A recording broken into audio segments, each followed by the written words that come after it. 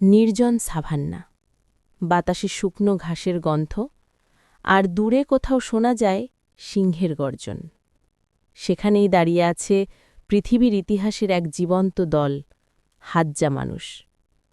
হাজার বছর নয়, লাখ লাখ বছর ধরে তারা ঠিক এভাবেই বেঁচে এসেছে, শিকার করে, ফল সংগ্রহ করে, আর প্রকৃতির সঙ্গে এক হয়ে। রাতের অন্ধকারে জ্বলে ওঠে আগুনের আলো। এক বৃদ্ধ হাজ্জা শিকারী হাসিমুখে শিশুদের বলে, আমাদের অস্ত্র কোনো বন্দুক নয়, আমাদের শক্তি হল বুদ্ধি, ধৈর্য আর প্রকৃতির প্রতি সম্মান। হাজ্জাদের কাছে আগুন শুধু উষ্ণতা নয়, এটা তাদের ইতিহাস, তাদের সভ্যতা। সূর্য ওঠার আগেই পুরুষরা বের হয় শিকারে, কারোর হাতে ধনুক, কারোর হাতে বিষ মাখা তীর। তারা জানে, একটি ভুল, একটি শব্দ মানে শিকার পালাবে, আর দূরে লুকিয়ে থাকে বিপদ, হায়না, সিংহ, চিতাবাঘ।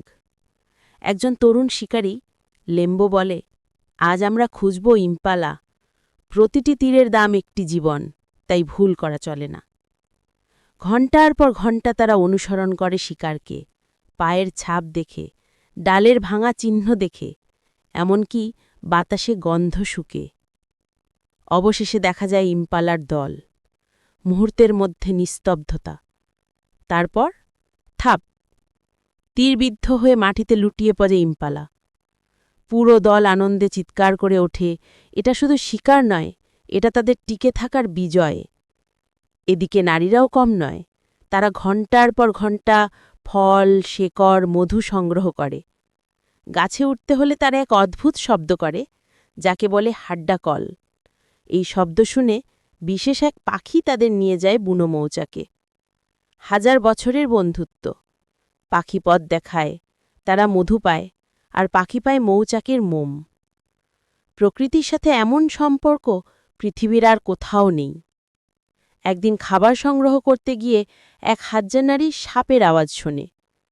ডালে লুকিয়েছিল ব্ল্যাক মাম্বা, আফ্রিকার সবচেয়ে মারাত্মক সাপ। কিন্তু নারী ভয় পায় না, দ্রুত লম্বা কাঠ দিয়ে সাপটিকে দূরে সরিয়ে নেয়। কারণ তারা জানে,